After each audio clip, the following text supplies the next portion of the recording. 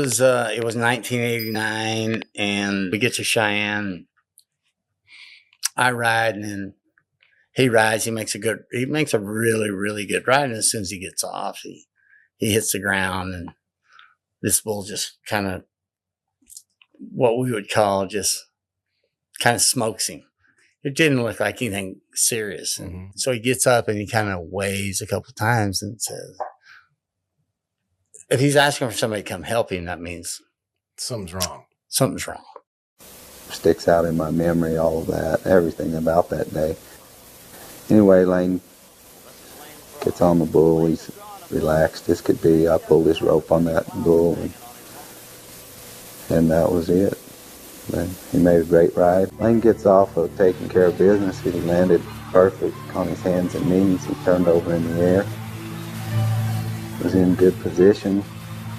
The bull turned around and saw him, and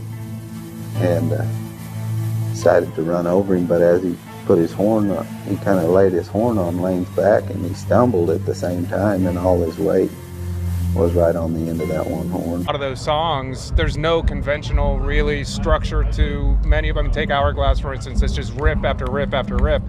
And how heavy can we make this record?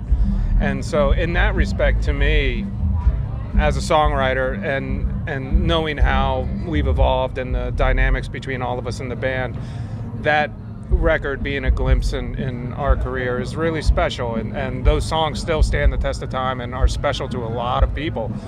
And to think that it was just basically a free-for-all and going for it, riff after riff, and yeah, so it's super cool, and it's super cool that people still celebrate it.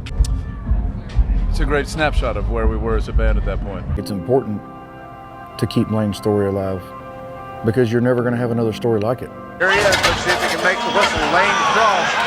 Looking good. Tapped off good.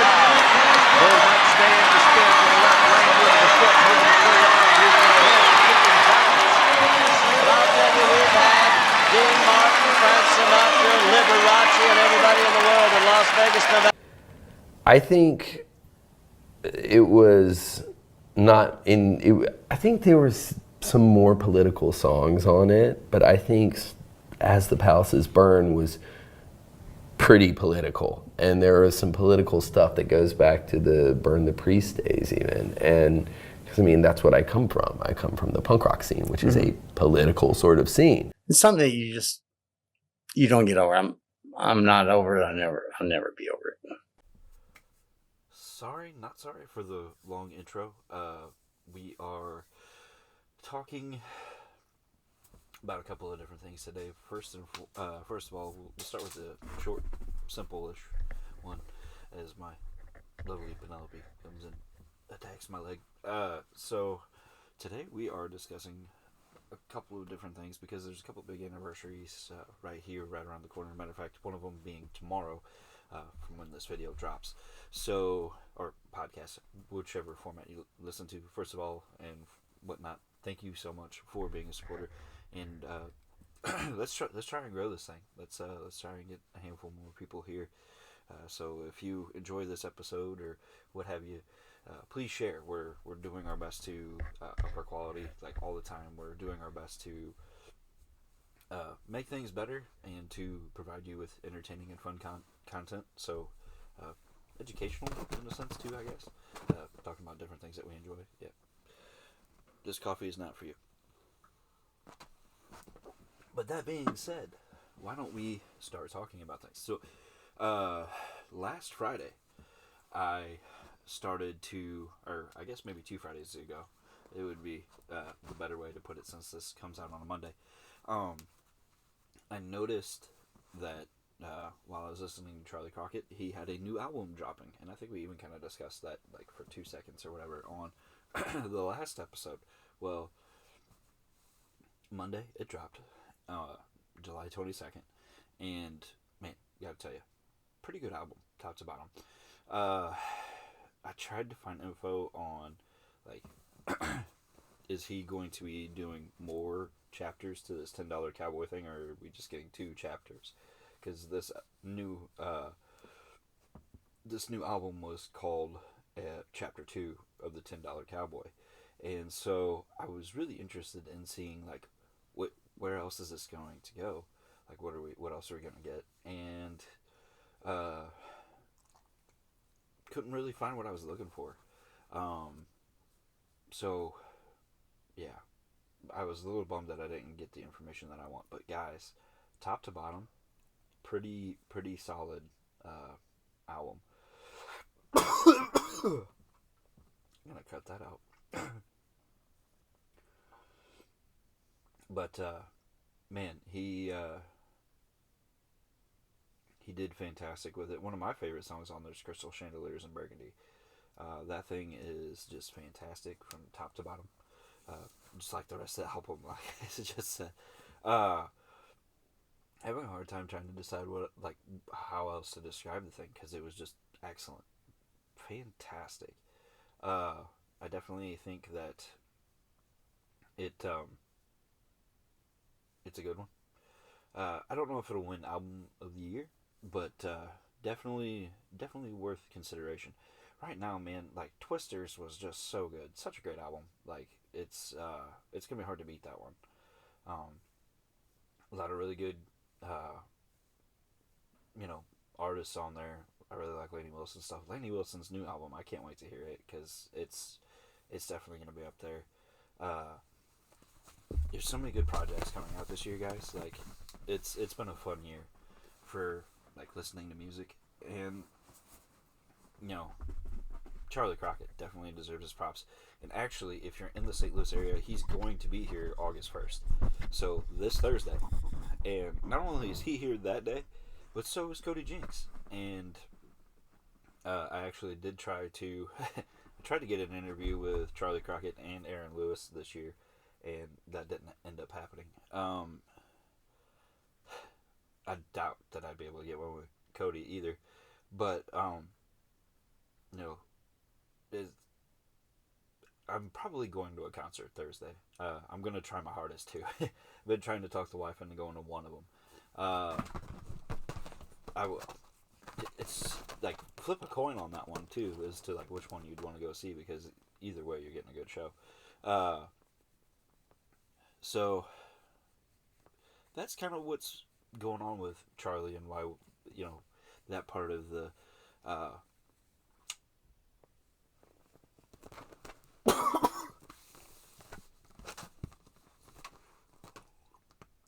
that part of the title was what it was. So those couple of things kind of played into the title. Like I was trying to say, my brain was stuck. Sorry. Didn't get much sleep last night, and trying to get this together and recorded and whatnot as quickly as I possibly can, because I'm on a time limit this morning. Man, things are looking pretty cool right now for a lot of things, and I'm super excited.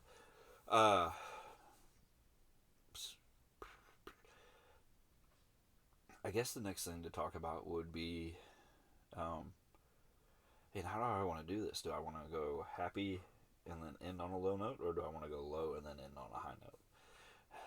I think I'd rather end on the high note. And so, I'm not like a diehard rodeo fan, but I really enjoy rodeo, especially bull riding. And it comes from, and we'll actually talk about the moment I got hooked on rodeo, as far as like having an interest in it. Maybe not so much like hooked, but having that interest. And that moment came from one of the people that we're going to be talking about today. And so tomorrow, July 30th, is the anniversary of Lane Frost's passing at the Cheyenne Frontier Days. It's a big rodeo, if you're not familiar with it, that goes on every year. And so there's it's a big hullabaloo. It's like a whole ordeal, and it's a long rodeo. It's like several days long. And you saw in the intro some of that, and like kind of how we're going to talk about it.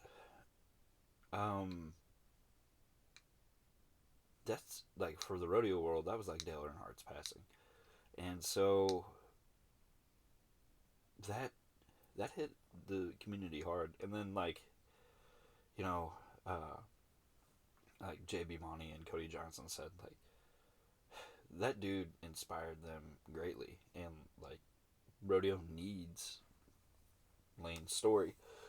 And you know, there's so much to talk about, but I really wanted to focus on the Cheyenne Frontier Days part of Lane's story. You know, Lane was a multi-time champion, won it in '87 in particularly, and he was very, very well known for rodeo, obviously, and he was great with kids. He you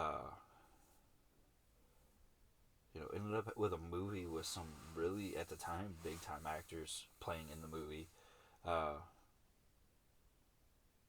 and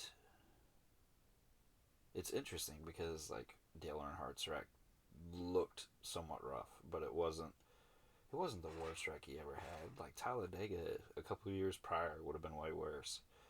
But then, like, you look at the, you know, when Lane comes off the bull, Lane came off the bull perfect, and then the bull like stumbles and like falls on top of him, basically. Not like falls on top of him, but you know, just enough. And Lane even gets back up, and it's sad, but that guy made everybody around him so happy, and that's why I wanted to have the part about Tuff in there, where Tuff was talking about, you know, oh wait, I didn't include that because he ended up so well, there was a part that I was going to include, but Tuff ended up with some tough language in there, so to speak, and so I didn't want to include it because of that. But Tuff was talking about how he made everybody around him a better person. Go back and watch the Jack Ingram podcast, where Tuff's on there. I'm going to do my best to have all the links and all the stuff that I should have in a thing, like in the comments and whatnot. That way you guys can go visit these sites and like look at these yourself, because I definitely think it's good to support these people that, you know, I'm finding some information through. So you know, he made everybody around him better. He was just, you know, a nice young kid who was focused on, you know, being a great bull rider. That's what he wanted from life, and he definitely succeeded. There's even country songs about him. You know, people mention him in different songs. One song in particular, which is a very, very good song, very touching. It's by Aaron Watson, and it's called July in Cheyenne. And you know, he says, in the rain and the mud in July in Cheyenne, they had to carry away that brave young man. Very, very, it's a powerful song, plain and simple. And I love songs that are like odes to rodeo, because like it's a very tough thing, and so that's probably why I enjoy Chris Ledoux so much. But Chris Ledoux sings about more than rodeo, but his rodeo songs are fantastic, and some of them are comical. Like talking about, you know, one of them where the horse goes up and does a double backflip, and he comes down separate from him, and he gets told to rewrite. I think the name of the song is actually called Rewrite. But I wanted to pull up a few things about the Cheyenne Frontier Day, so we'll pull that up.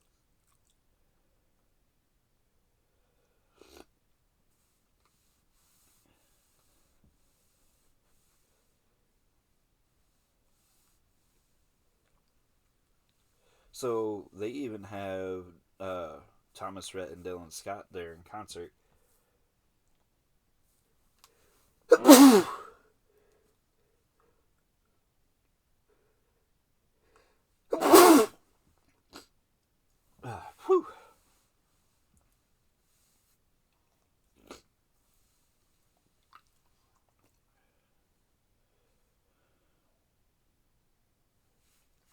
they even had Thomas Rhett and Dylan Scott there in concert on the 27th, that Saturday night. But the rodeo will be wrapped up.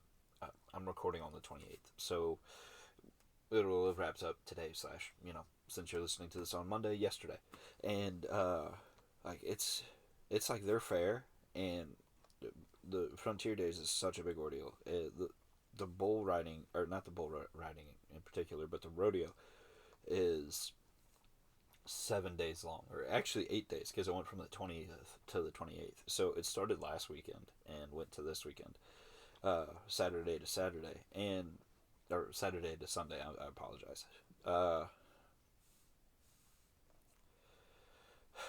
So it's been around for 125 years. The first airfield was built right there with the arena. It actually has a YouTube video. Whoops. Okay, so the Cheyenne Frontier Days Arena was Wyoming's first airfield. In 1911, Guy Stoddard attempted to fly a plane that he constructed himself from the arena floor. Local newspapers asked the Cheyenne Frontier Days Committee for permission to use the arena so spectators could watch the event. Unfortunately, Stoddard's flight was not successful. Later that year, Harold Brinker, renowned local race car driver, did fly his plane from Frontier Park and use it as his airfield until 1913. That's pretty cool. Kind of surprising. Bill Pickett, bulldogging was introduced to CFD by renowned black cowboy Bill Pickett of the 101 Ranch in 1904.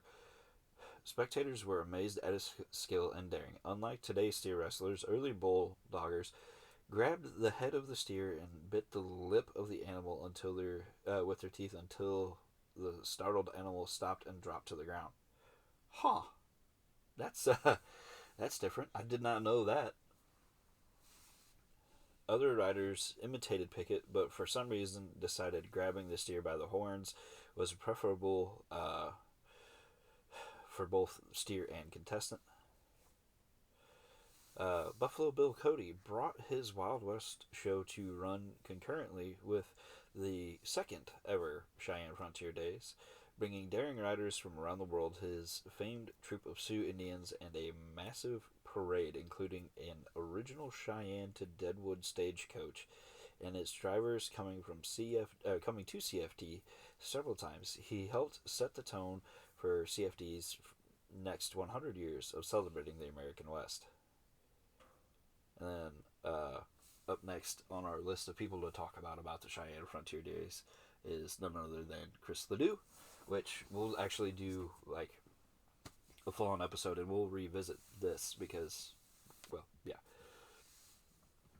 A graduate from Cheyenne's Central High School, Ledoux entered his first CFD at the age of 19. He rode several times at our rodeo, missing becoming the bareback champion by only 1 point in 74.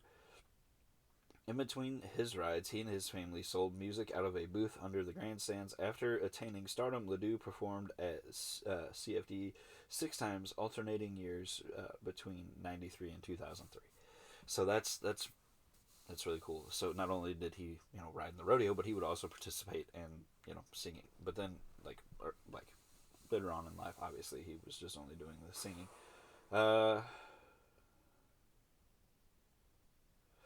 So Mr. T, one of the toughest bulls ever, weighed 1,500 pounds. It was unridden at the 187 tries and rodeos around the country. That changed when Marty Steinhardt defeated the legendary bull on his 888th ride on July 30th, 1989. It's a big day. July 30th. So, here at Cheyenne Frontier Days, before he retired, only 2 other cowboys ever rode him, Ty Murray and Raymond Wessel.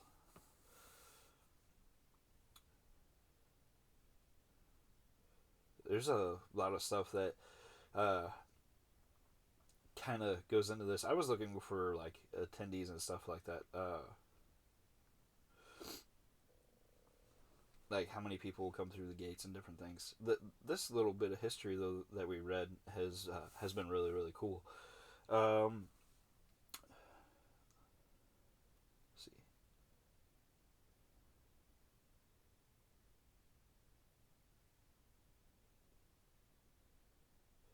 So the Cheyenne Frontier Days have started, have been going on since 1897.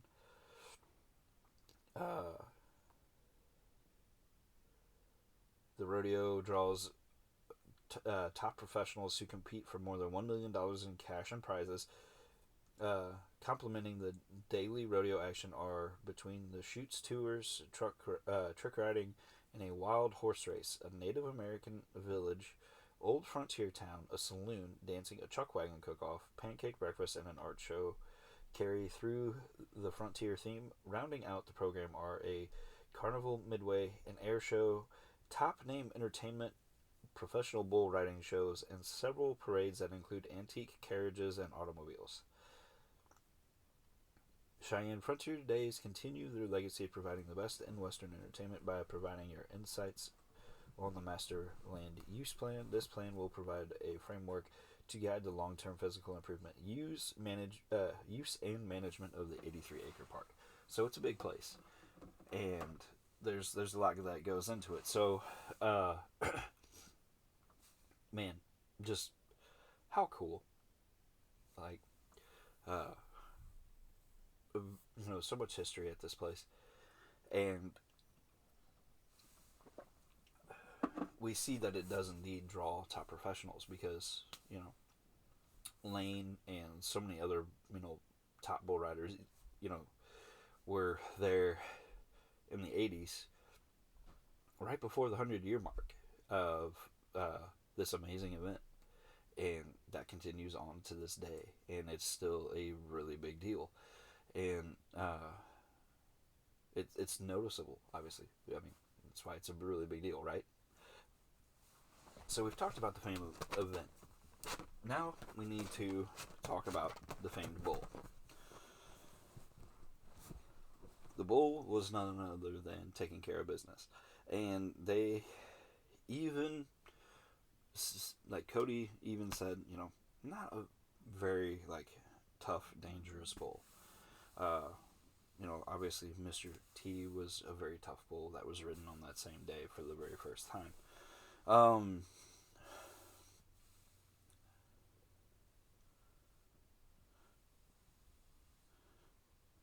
Which this is interesting. Some people get confused as to which bull Lane was riding at Cheyenne. A lot of people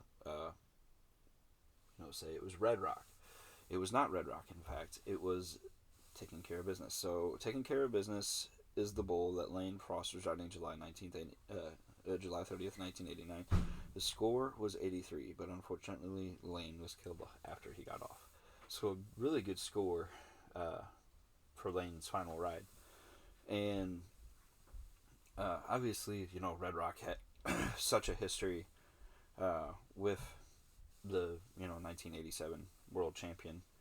And in 88, they went head-to-head in the Challenge of the Champions. Red Rock had been unridden in his entire professional career. In the Challenge, Lane rode him 4 out of 7 times. So, some, interesting stuff there as far as people getting confused. And I think a lot of that has to do with the movie, 8 Seconds.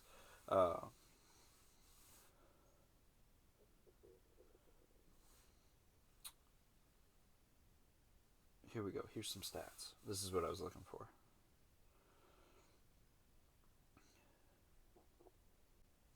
So 5 months after Lane's death, Hedeman won the 89 one. And that's where we get the big moment of, doing another, 10 for Lane. And I thought that was so cool. And he had to beat Jim Sharp in order to win the championship.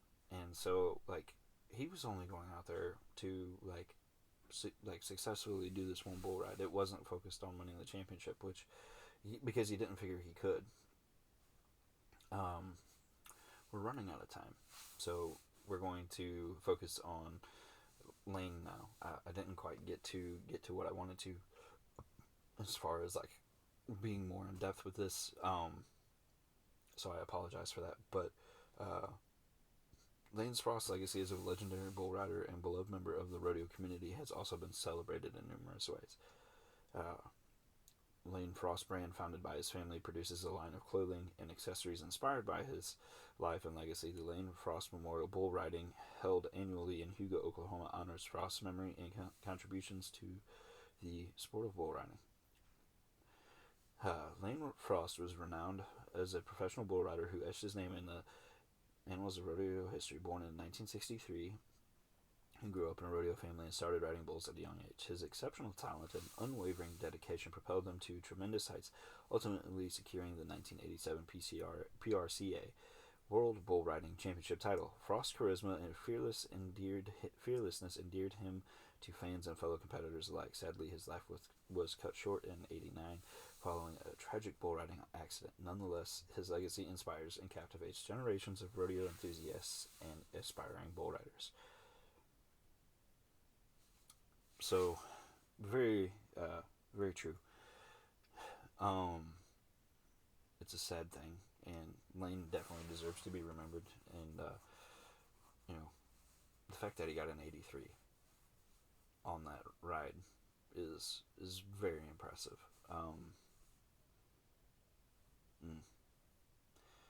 And you can sit here and think what might have been, and I definitely do.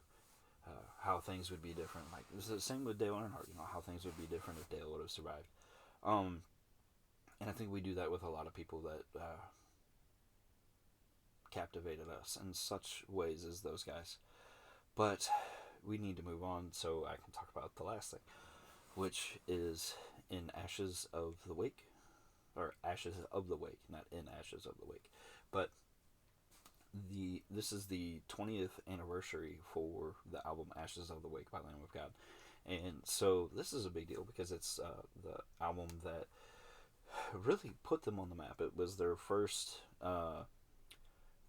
major record label album. They had just signed with Epic, and that put them out there in a very big way. The big single from the album, Laid to Rest, was actually featured in the game Guitar Hero, which is where a lot of people became familiar with them. They made it all the way to number 2 on the Billboard charts. They sold over 35,000 copies in the first week of Ashes of the Wake. And around this time, they were going on some pretty big tours. They were touring with Slipknot some. They were touring with Shadows Fall some. Some tours that, man, I would have loved to have gone to because they would have been absolutely fantastic. It was a big deal. That album had so many good songs on it, including the Italian, Italian, whatever. Code of Silence, Omerta, is on there. And that one's absolutely fantastic. I actually had considered doing something fun for the beginning of this episode, but we're gonna save that for like a full on deep Lamb of God one. The album was considered to be very political, and in fact, it's not like their most political album. As you heard Randy in the intro mention, it wasn't super political. It was political, but it wasn't in fact overly political. And so I think that's extremely interesting and kind of puts things into a perspective, if you will, of where they were as a band. That's why I wanted to put those things in there that I did at the beginning for the intro. Plus, I thought they were kind of cool. They were writing heavy music, obviously, and some of them were politically charged. But the album itself, by the band themselves, is not considered one of their more political ones. Whereas, As the Palace Burns would be considered one of their more political ones, and that's their words, not mine. And so there's a lot you can cover with Lamb of God themselves because they've been around for so long. But they're such an interesting group because you get the whole thing of people being like, oh, well, how do you say it? I can't remember where I was going with this. I'm so sorry, guys. But there's so many things that you would think about the band because of the way they play and everything like that. But they're very happy-go-lucky guys that like to goof around. it's really interesting because Randy's influence is more punk rock, which is where a lot of the political charge stuff comes from, because punk rock is very political. And I dig that because I do like some punk rock myself, and some of the same bands. He's definitely more like Bad Brains and whatnot, whereas I'm more like Ramones and The Clash, but still like that simpatico, thought on punk rock. And they like having fun and making music. And there's even a thing where, and we'll get more into this at some point, where he in an interview goes, we make music for 5 people. Beyond that, we don't care. Like, if you like it, you like it. If you don't, you don't. Oh well, bye. And I like that. I make I make podcasts that I enjoy and that I am trying to have fun with, and kind of trying to have a similar mindset that, hey, as long as I'm happy, what's it matter? But that's the thing. Like, when you're happy and you're doing something you enjoy, and this is something Jordan and I talked about during the interview last week. If you're happy, those are just some of your best episodes. I'm really happy making this episode, so hopefully this is one of my best episodes. But man, there's so much more that we could cover.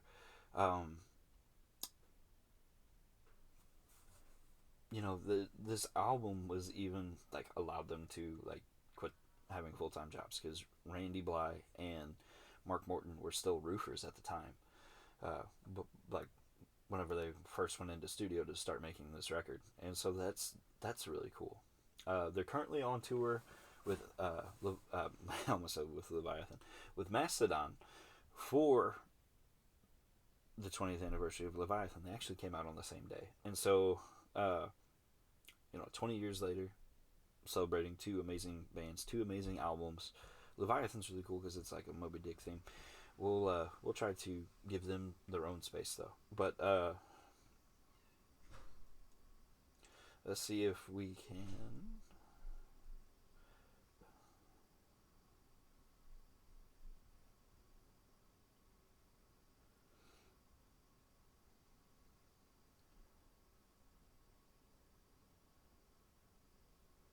The album debuted at 27 on the Billboard 200. Guitar World has it as the 49th greatest guitar album of all time. Was also rated by Metal Hammer as the 5th greatest metal album of the 21st century.